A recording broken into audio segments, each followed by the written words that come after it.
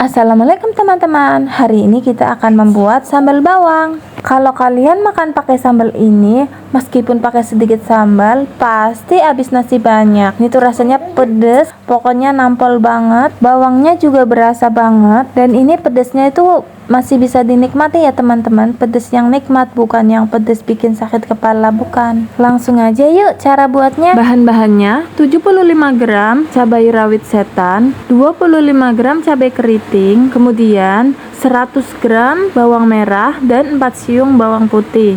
Jadi antara cabai dan juga bawangnya harus perbandingannya 1:1. Kalau campuran cabainya ada 100 gram, bawangnya juga harus 100 gram.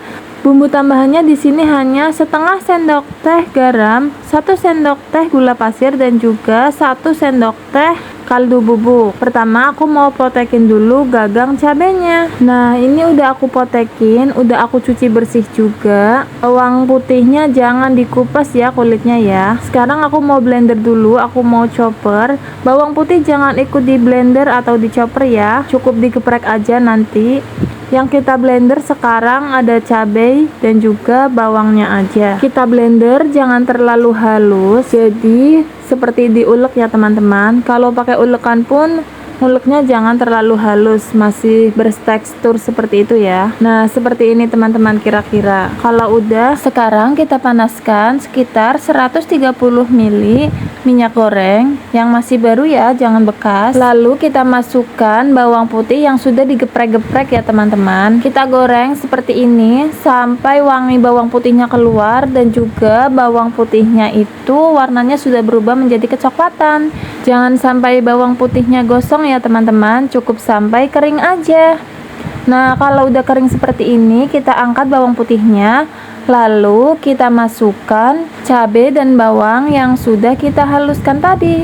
Lalu kita tambahkan gula dan juga garamnya. Kita juga masukkan kaldu bubuknya. Sekarang kita aduk-aduk ini. Oh iya, di sini aku nambahin air sekitar 50 ml ya teman-teman.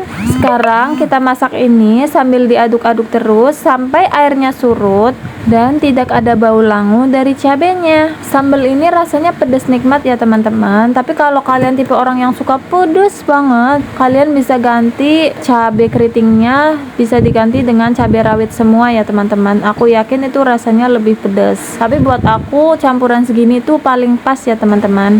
Nah ini seperti ini. Jangan lupa tes rasa. Kalau sudah pas rasanya dan airnya sudah surut, rasanya juga pas, sudah siap kita angkat. Nah ini aku diamkan dulu sebelum ditutup ya teman-teman. Jadi buat stok lauk aku.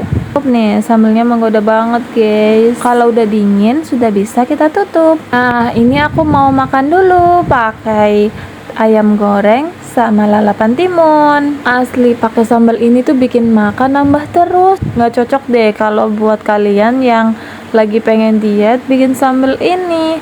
Dipakan pakai sambalnya aja udah enak banget loh teman-teman, serius. Pokoknya kalian harus cobain resep ini ya. Oh iya, aku kan juga punya stok serundeng kelapa. Jadi makin nikmat nih. Piring aku makin rame. Kalau kamu mau resep serundeng kelapanya juga ada kok. Lihat aja di video-video aku sebelumnya ya. Kalau kalian rasa konten aku bermanfaat, jangan lupa subscribe agar aku semakin semangat berbagi resep makanan yang enak-enak lainnya. Terima kasih teman-teman. Assalamualaikum, selamat mencoba. Hokey cokey.